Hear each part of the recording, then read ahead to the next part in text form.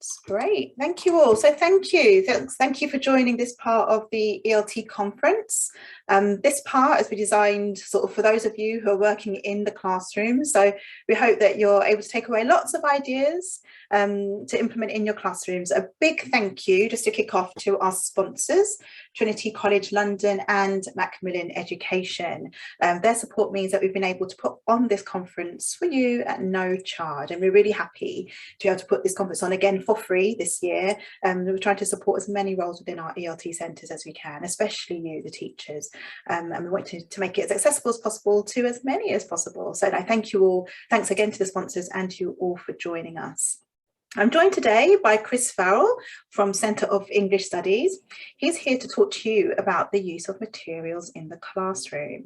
If you have any questions, we want these sessions to be interactive, so feel free to have your cameras on. If you have questions, please put up your virtual hands, use the chat box to make any comments, and we want you to be involved in the sessions as well, so please do get involved. But without further ado, I will hand over to Chris. Thank you, Chris. No problems. Thank you. You can still hear me loud and clear, yeah? Yes, still hear you. Okay, super.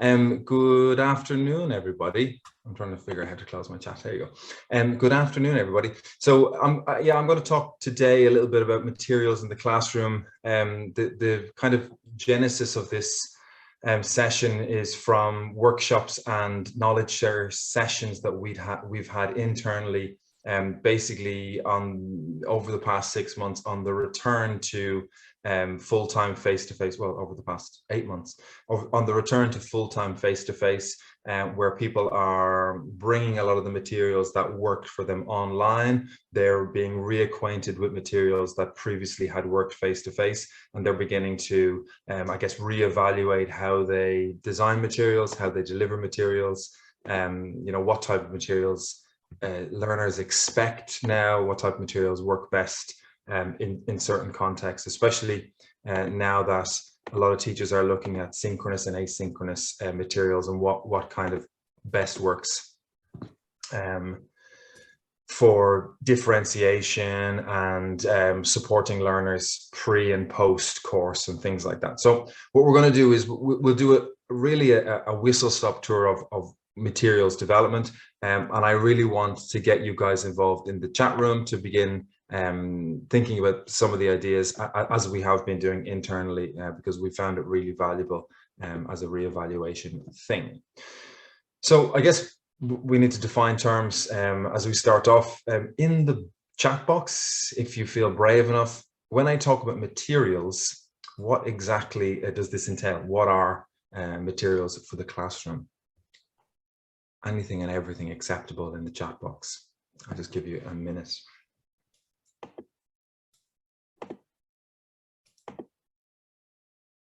I'm not asking this because I don't know, but there's an element of that. I want to make sure that we both we're all on the same page. What are materials?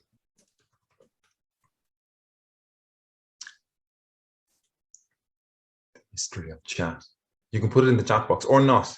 You can just think about it and keep it to yourself if you want. We've got a couple of comments in the chat box. Oh, my chat box wasn't reloading. Oh. Got course books, videos, newspapers, handouts. Oh, you can't write to everyone in the chat. Okay. They're all just writing to you, Siobhan. Let me change. Siobhan, you're just getting all the ideas. I am. Thank you to who told me that. Turkey. We can't write to everyone. Thank you very much for that. I've now changed that setting, hopefully. Super.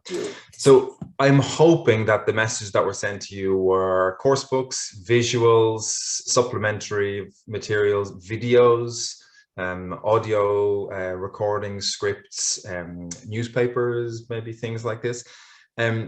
What I want to show for you is that in the traditional classroom, perhaps pre-COVID, most people had a set a course book or a set group of materials that they typically used. But over the past couple of years, people have had to be more flexible and have had to utilize perhaps non-traditional materials. And that's involved, them modifying tasks and really kind of getting their their teeth stuck into considering how the learner engages with certain types of material. So when people are making this consideration, making this choice, they obviously have a couple of different considerations. When you're choosing material, most important perhaps should be the learners, and certainly the learner level. This is why our course books are all leveled, whether you agree with how successful the levels are or not. The context of studies, obviously, if you've got that academic English, exam English, if the learners are learning to enter university, you might choose a different type of material. If it's a junior group, for example, it's going to be a slightly different type of material as well. Delivery method, how they're actually going to engage with the material, how you're going to utilize it, and this is making your life as easy as possible. Even something as basic as when you're copying material, how are they going to do it in terms of, is it going to be a heads down or a heads together exercise? Is it a collaborative task or is it a solo task? Is it something which they're going to have to interact with multimedia, blah, blah, blah. So all of these are considerations, and obviously we're looking for variety in our material as well.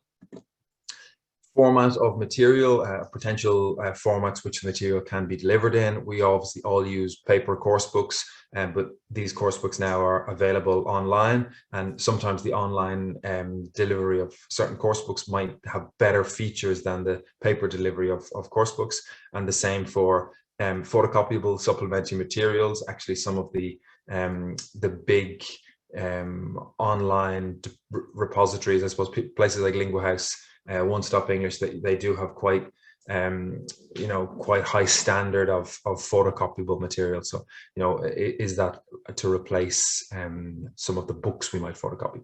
And then we say synchronous versus asynchronous. So what I mean is the material going to be delivered in the live classroom, which typically would be scaffolded by the teacher, or is it going to be accessible in the asynchronous context, which typically is an unscaffolded context? So the learners are going to engage with materials independently, and in that we've got a huge amount of anticipated problems with complexity of task, completion of task, and things like that, and assessment of task. So the way we actually design the material is, the delivery in this case is quite important. And then and perhaps we could have a whole other workshop on task design, because obviously you can take a newspaper article from The Guardian, and you can actually use it with a variety of different groups, variety of different levels, for a variety of different purposes if you modify the task. And that's obviously not a secret. Everyone knows that the task is the main thing. And what I've noticed from observations over the past couple of months and from working with this is that frequently task creation and task design is one of those issues which maybe from the teacher's perspective, there's a presumption that the students are going to understand the purpose of a task and how the task fits in with the lesson. And it could be something which teachers make more explicit. Something like a gap fill task, true, false, not given, which is typically in certain examinations. How do students do it, and what's the benefit? What's actually the skill development benefit for them, or what's the language development benefit? So if we're designing particular tasks, they're obviously going to have to suit the material. They're going to have to be relevant and usable for the students. I've also put in parsnips because it's come up, and this is taboo issues. It depends on your context, depends on your group, depends on a lot of things, but certainly if we're looking at authentic materials, or even some course designed materials, some of them might not be appropriate in certain contexts, and you have to use your own judgment, I would say. So we're going to look at 5 different origin points for material. We obviously have course books and photocopyable, our traditional bank of resources. We have authentic material, and what might that be? We've online learning resources, which is an ever-growing, expanding area. In online learning resources, we're going to look, and we're going to have a brief conversation about 2 distinct parts of this, which is content websites and platform websites.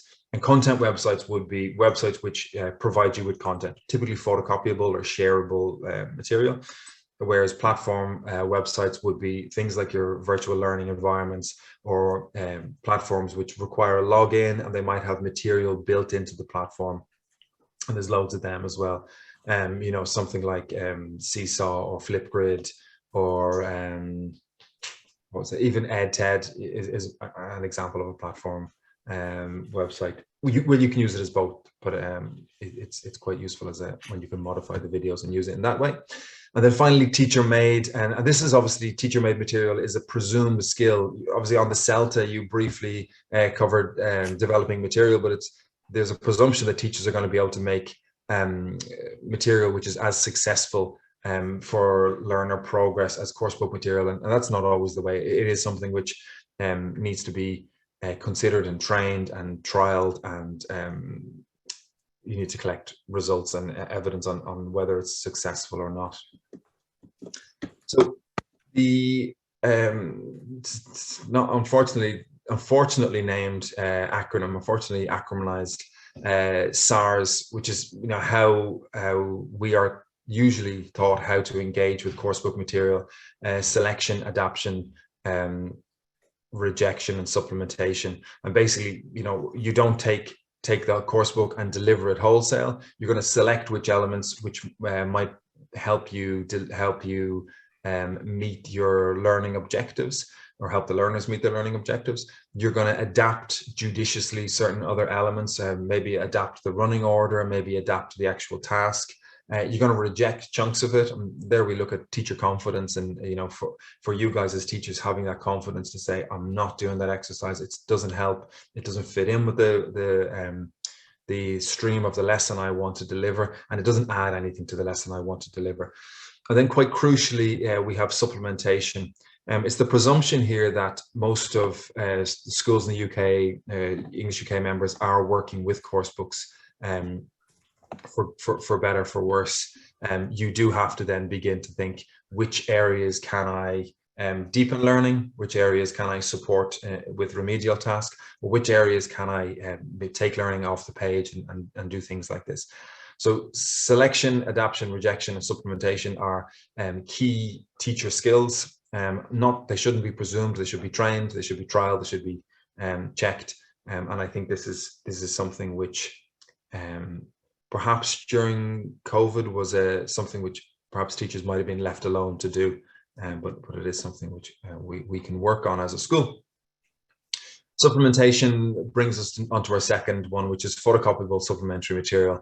And I know any big staff room you go to, or perhaps in your school, and there's going to be a bank of A to Z discussions or something like that, which will you know, help you supplement certain aspects of a lesson, whether it's to add the freer task, or whether it's going to be something which, you know, might be a reading task. I know there's a couple of different I think it's Cambridge Unlock, critical thinking, and this kind of stuff, which obviously can be used as course books, but really, really useful, you know, if you can use it as a supplementary material, because it's you know, it adds a little bit more depth of interaction, engagement with the language. So that is obviously something we have to consider.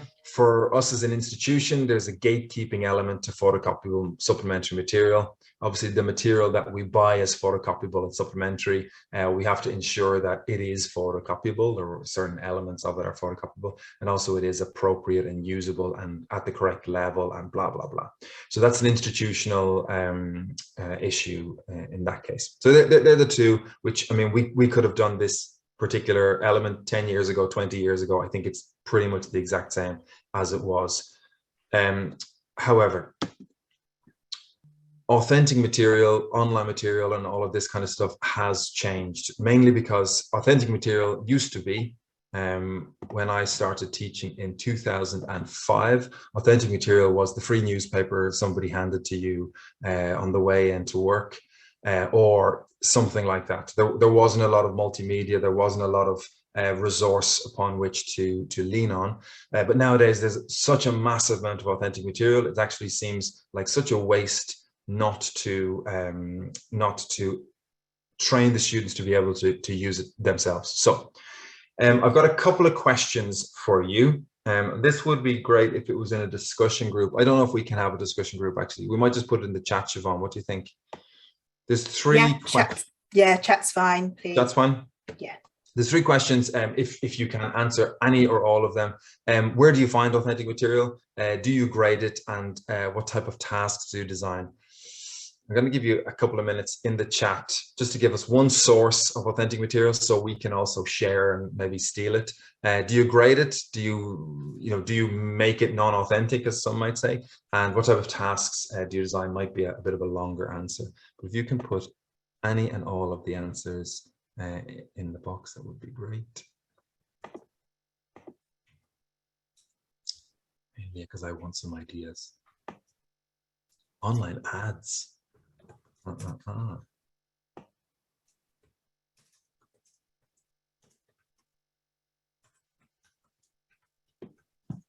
articles, yeah. News websites. YouTube just seems to be an endless source of authentic material. Just with YouTube, there's so much good stuff and so much bad stuff that it really requires you to judiciously choose. No such thing as a fish. Cool. I've heard of that one. Turning the level of learners and focus the lesson. Yeah. Level is an interesting one because obviously if you're taking authentic material, you're grading the task, and then it requires you to really understand the level, which you get with experience. So can you make sure you send to everybody? Yeah, you send to everybody there. British Council website, some great resources on British Council website. I wonder, would the British Council website be considered authentic? Because they are designed for education. Not that it matters if it's authentic or not. You might not omit some details of folks and students themselves the best source of authentic. Very interesting. Yeah. Does anybody still do they make students go out and talk to people on the street as part of an exercise? We used to do that a long time ago. I don't know if it's encouraged anymore. Typically online, unless there's Neil, can you send to everybody? Because that's a good one. Yeah, you do, Mark. Typically from online, unless there's something specific I need. Peer-reviewed journal. For EAP, I suppose. Authentic community stuff students can apply to daily life. It's a great idea, Erica, because I mean the type of tasks, if we look at motivation in learner engagement with authentic material, the type of tasks have to be authentic as well, communicative and relevant, because we want the students to be able to, in their everyday life, engage with the authentic material. My Irish accent struggles with the word authentic. I just want to call it authentic. It sounds much better. Books on subjects the students have expressed an interest in. David, is that graded or actual books? Actual books. Graded are obviously books. Because I've used like the young adult fiction, even at B2 level, just because I can never think of what fiction books might be relevant to B2. Either one, yeah. Leaflets. Cool. Lots of great ideas. I guess what we're seeing is that anything can be authentic material if it's vetted, if it's delivered and packaged in the correct way, relevant, and then you create or you use a specific task which is relevant to the learning outcome. Most work is medical, ESP, and teacher training, so we're aware of that. Yeah. There's going to be, like, you do have to then begin, if you're teaching OET, for example, you do have to then start to use text and materials that you perhaps have no experience with, or you would never read yourself, and you're suddenly having to use it. Aaron, you've sent that directly to me. YA literature biographies written by young people seem to have language. So young adult literature and biographies written by young people seem to have language easier to engage with. Yeah, I'm still guilty of recommending Harry Potter. I'm over recommending Twilight. That was a dark phase. But yeah, because it's so readable for even a B2 level, that they can get some quite achievable victories and good language. Okay, so you can keep them coming with the ideas. Obviously, it's good to share with each other and to give people confidence. I am actually doing the right thing. I'm finding stuff in the right place. When I'm going to move on to online learning resources. And as I said before, it's content or platform we're looking at. I've mentioned a couple. Like in this type of, in the short time we have, we're not going to have a chance to dig into all of these. So I just wanted to throw a few up there for you to type in and keep the tab open and look at it later on. A couple that I have used for synchronous and asynchronous learning over the past 6 months, 7 months, even beyond. Flipgrid and Edpuzzle, which are platforms, but you know, you can sign in, you can log in students, you can get a lot of material. Actually, I frequently just get a lot of lesson ideas from these, of you know, how you might put something together. Edpuzzle uses a lot of videos, has videos, teacher created videos in there. It's a great resource. I do teacher training courses, and a lot of the time, you know, no matter if it's a high school teacher in Spain or a primary school teacher in Italy or whatever, lyrics training seems to be one of the most popular online learning resources. I'm still looking for somebody who integrates it really well into a lesson, rather than has it as a gamified element. But it's so addictive. And have a look at it yourself and see how, you know, you might even grade it for your class or recommend it for your class. It's what we would term a sneaky vegetables exercises, where, you know, as a child you didn't want to eat your vegetables and your mother hides them under something or mixes them into something. It's one of those exercises, websites where students do a couple of exercises without realizing they're developing their listening skills or spelling or whatever. So it's a really good one. Parlay Ideas, again, it's a platform that has asynchronous context, really useful for debates, generating ideas, and for kind of controversial topics, or topics that, you know, might provoke conversation.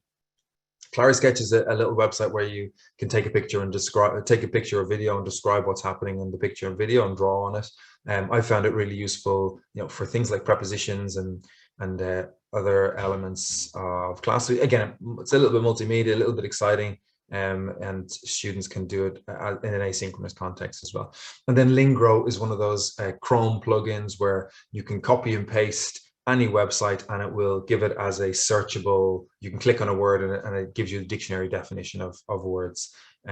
It does English to English or English to a lot of other languages. So a really useful resource which can help modify certain elements of your material.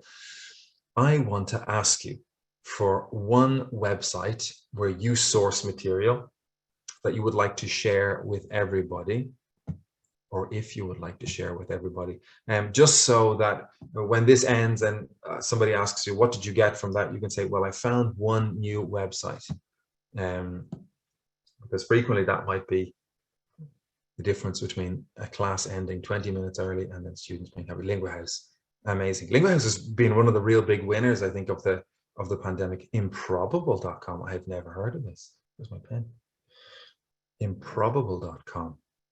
Yeah, Lingua House has been one of the big winners, I think. BBC.co.uk, brilliant. You know, BBC is so useful and kind of underused, because it does have a language teaching element on BBC, big language teaching part.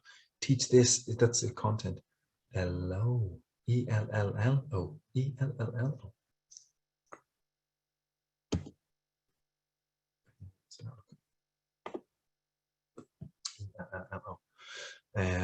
Okay.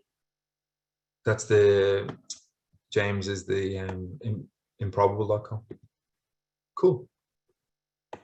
And obviously there's other websites like EdTed. I guess everyone has used that. WordWall. Again, WordWall is one of the big winners, and people just use it so frequently. It's great. I'm waiting for somebody to type Kahoot, or an alternative to Kahoot. Because Kahoot is another one which seems to have been, again, Kahoot is one of the ones which I think started off, in speaking from my experience, in a very gamified way, but people have really found a way to integrate it into lessons, and teachers are really using it, you know, to further learning outcomes rather than as a end of lesson kind of game. Socrative, yeah. Socrative is a slightly more like Mentimeter, isn't it? It's a little bit more formal. I haven't used it, so I'm not. I know Kahoot is I just love the music for Kahoot. Wordle as a warmer, Edmodo. Cool. So again, you can continue putting in ideas, and then obviously everybody who's getting ideas, copy and paste. Quizzes, yeah, I've seen quizzes. Yeah, Neil, it is a little bit more formal. Okay, so obviously when we Quizalize. Oh, never heard of that one. Quizalize. It's all these portmanteaus, you know, these so obviously, and again, we could do a whole workshop on the concept of SAMR, or summarizing things. And this is a concept from blended learning, from the flipped classroom, on utilization of technology. And basically it's got 4 different levels, or 2 main areas. Are you using technology as on a really base level, as a substitution or a basic augmentation tool? So are you using the technological resource, the technological material, to do the same thing that a paper-based material could do? You know, is there any big functional change? Augmentation, is there a minor functional change? So are you using the tech as an enhancement, but not really utilizing it? So if we take something like you know, Lingua House, for example, not wanting to say anything bad about Lingua House, but are we delivering it in the same way that we would a photocopyable material from Raymond Murphy English in Use, or whatever? Is it delivered the exact same way, or are we really utilizing the tools we have to modify and redefine learning? So are we doing something with the material, with the online technology, to really utilize the learning space and push students, you know, further than we could go with the paper-based stuff?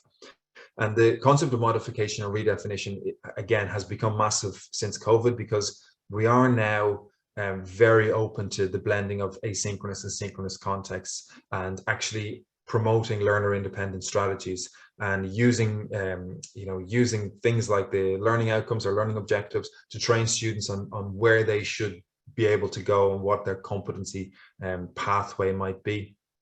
A modification of and redefinition allows you to design materials you know, to push into this area. So if we take something like I don't know what, I'm trying to remember which ones we've seen. So kind of, I don't know. Twinkle, I don't know. If we take you know, bbc.uk, you know, the learning platform, bbc.uk, is there a way that we can deliver or utilize this, which, you know, might be something slightly different? You know, could we get the students to read an article and write a summary in a Google document, and then check or share, or, you know, put all the Google documents in a classroom where they can peer review them themselves, you know, as a homework task or whatever, where you're setting that train in motion, and you're letting that reading, writing, peer review, editing process happen among the students who actually will do it. And there are going to be some of them.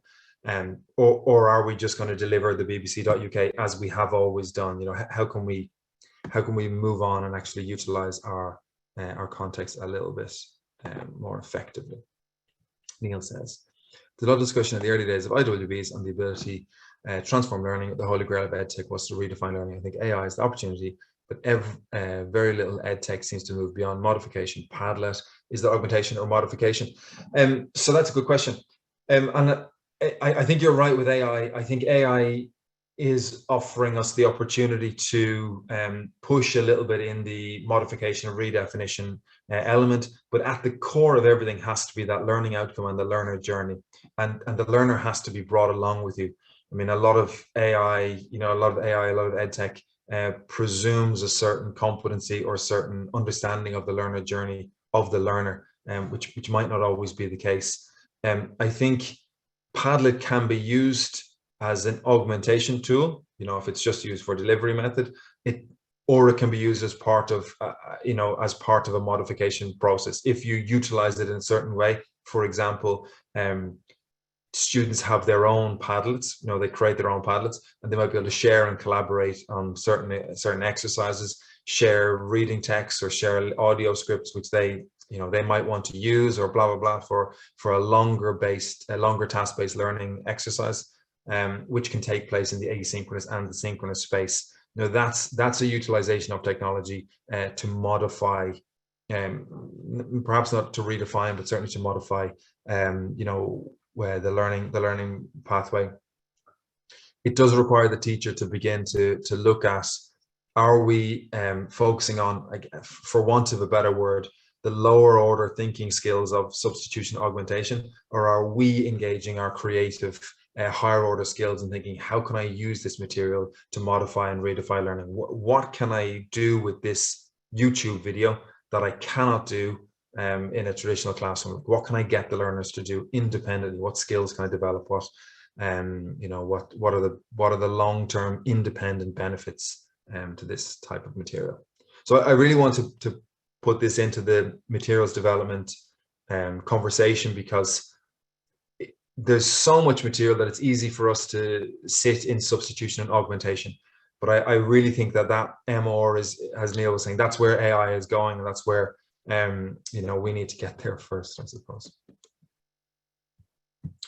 We need to get there first. When we talk about teachers' own material, and I won't dwell too much on this, because again, this is something which you cover in CELTA course, but also you do so much of it on a weekly basis that teachers know what type of material works with their classes, typically, if they've had them for a while.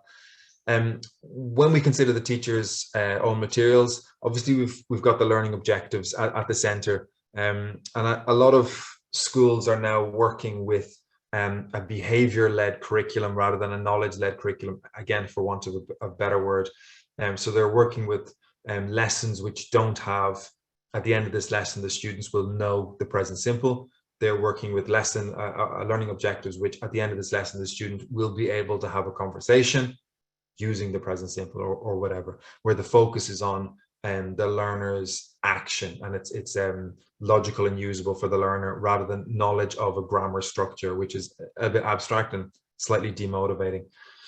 The learning objectives, obviously the stage aims, if you're modifying from a course book, you might say, I want to bring the learners on this journey. So I'm going to use exercise 2 here. I'm going to use exercise 4 here, but I'm missing a stage here where I want them to be able to do X, Y, and Z. So I'm going to have to create something, usually the easiest thing to do.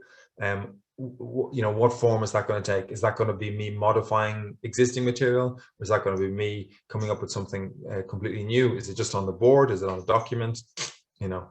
Assessment of aims, again, how I've created something, how do I know it's actually going to be successful? That's a standard thing. Progress through the stages, complexity of task, probably the most difficult thing, because unless you really know the level, you might fall too difficult, too easy, and then it might not fit in with the full lesson. You've kind of, something falls down there. Practicalities of delivery, practicalities of production. Again, I always say to teachers, don't spend an hour creating a task which is only going to take 5 minutes. This is a impractical use of time, especially if it's a task which might not add massively to the lesson. With teachers' own material, I also would urge the consideration of differentiation. And we just as a really brief overview of differentiation. Differentiation is when you're dealing with different levels or different capabilities in the one particular group. And a lot of the differentiation material will look at 4 different elements of differentiation, or 4 different methods of differentiation. So differentiated input means the teacher creates two types of task, one for better able and one for less able. Differentiated input is a really, really big challenge for teachers. In my opinion, it can create a bit of a strange atmosphere in the class, because you're creating a 2-track situation. And I've talked to a lot of teachers who do it, who like it.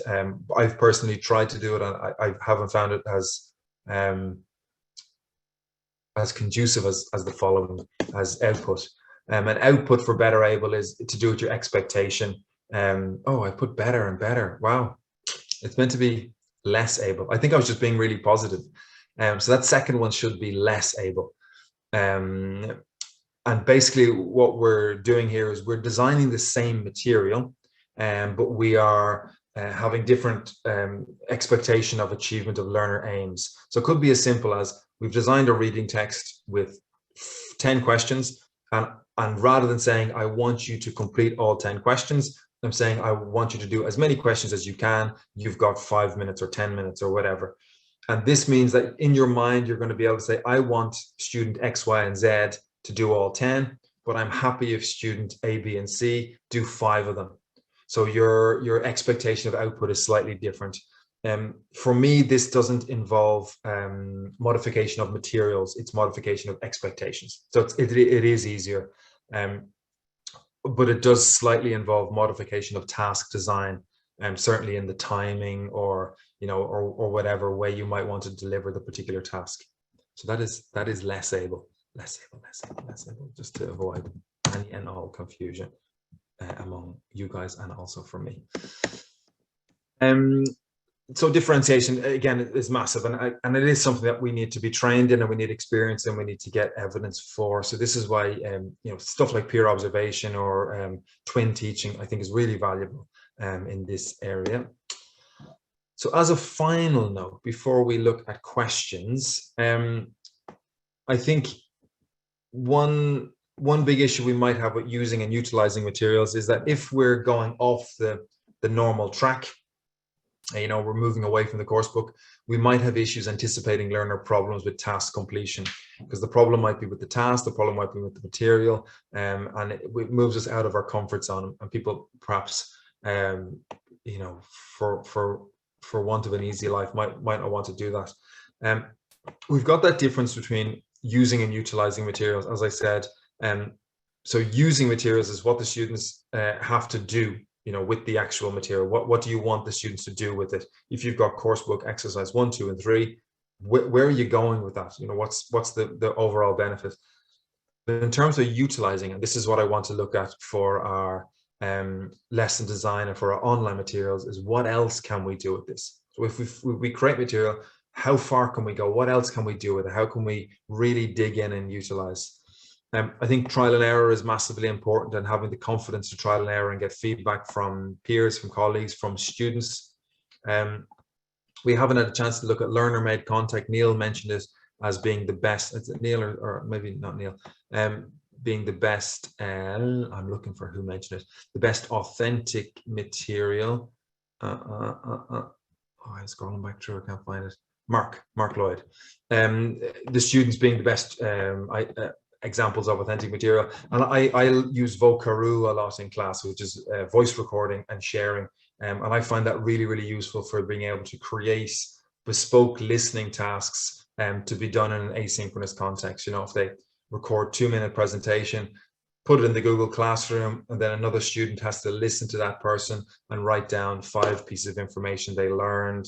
This can all be done outside of class, and it's useful in them getting to know each other, but also it's something which they can perpetuate, because you can change topic, you can continue along that track, and it's kind of fun and it's relatively easy.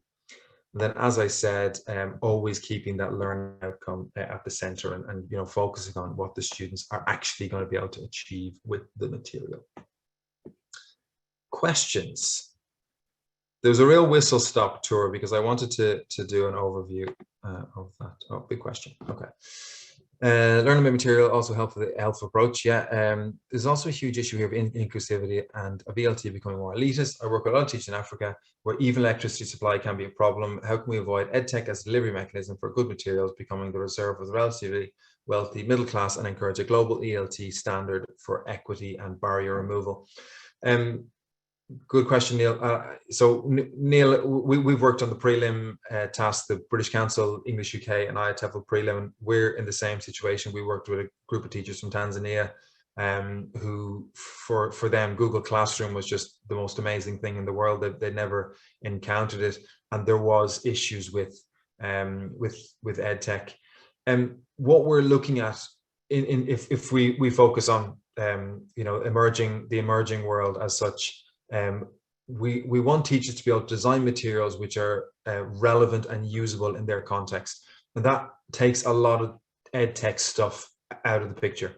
If the connectivity is bad, if they're not trained how to use it, it's not then part of their part of the expectation for what could be used in the classroom, and it's not going to be until the facilities they have are better, or certainly the funding they might have for connectivity might be better. So there we're training teachers to be able to utilize authentic materials in their world, to be able to progress the learners. But there's no easy fix. I mean, you know, we've talked to teachers in Tanzania who have 80 students in their class, and the idea of designing bespoke differentiated material for them, it's not a reality.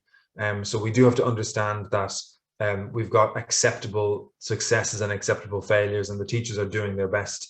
But if EdTech is not an option, it's not an option, and that's unfortunate reality. Thanks, Nick. Any other questions? If you've got questions, we're happy to hear from you. Please do feel free to unmute and ask a question. I forgot we could do hands up and voice. Yes, certainly can. Wow. We've still got a couple of minutes if anyone would like to, if it's not a question, maybe it's a comment or a suggestion. Just general comments or abuse. I'll accept anything. Hiya, this is Andy here. I was just wondering how you would approach integrating study skills for students into short courses. I'm thinking summer camp courses here. Yeah, that's a good, really good question. And actually, it's one of those conundrums that, as part of my job in head of teacher development, with my teacher development head on working with teachers, I think it's absolutely essential. I think if the students aren't walking out of class, even in a junior group, thinking that's what I learned and that's how I can do that myself, you know, that's not a fully realized, you know, learning moment for me. I think we really need to capitalize on those moments and begin to train teachers on how can we highlight the certain skills or highlight what's happening, in order for learners to be able to promote that, in order for learners to be able to do it kind of independently, ongoing. So I don't think there's a blanket answer, but I do think for curriculum, for syllabus designers, for course designers, even if it's a week-long junior group, if you're doing on Monday morning vocabulary for hobbies, you need to be able to then move on and think, what tasks can I put in the Google Classroom? What tasks can I give these students that's going to promote that perpetuation of when they encounter vocabulary, this is how they're going to record it and use it. Because I think if we want to have any sort of sustainability in education, rather than having drive-by 1 week young learners groups, we need the young learners to be able to come out and go, yeah, I keep a vocab journal now, you know, if they want. Obviously they're not all going to do it, but we're giving them the skills and the abilities, the learner independent strategies to do that. So I really think it's fundamental, and I think it's been a massive missed opportunity over the past few decades that learners are coming out, they learned a bit of vocabulary, a bit of grammar, but they don't know what to do with that. No, it's interesting. I mean, you talked about like behavioural syllabus and outcomes now. I mean, my syllabus that I designed for the summer camps is project based. So at the end of the course, the students have to put on a presentation which can be self-developed and be done in many different ways, which I see as incorporating study skills because it's giving them responsibility. But it's trying to, clearly show that study skills is woven throughout the syllabus, which is not coursebook based. So it implements activities from some course books, but lots of supplementary materials, British Council lessons, etc. So it's trying to sort of weave it in that way. That sounds, you know, one of the big challenges. I know Siobhan is probably looking, saying we have to finish now. And one of the big challenges for that is the teachers. We can sometimes put too much pressure on teachers to say, oh, you have to be doing this, this, and this, and this. But the way you're doing it, Andy, just sounds like it's actually very usable and helpful for teachers. So yeah, that sounds quite progressive. Fab. Thanks very much, Chris. That's great. No, thank you, Chris. Thank you, all of you. Thanks, Chris, for your time, your preparation. I'm sure the conversation, yes, certainly could have carried on a few more minutes. Thank you for tuning in and for getting on the chat and getting involved. No, that's wonderful. Thank you so much. So we will have another session at 2:15. Really hope you will join us there. This session has been recorded, so if you want to watch it back or share it with your colleagues, we hope to get these up on the English UK website sort of by mid next week. But once again, Chris, just thank you so much for your time and contributing towards this conference.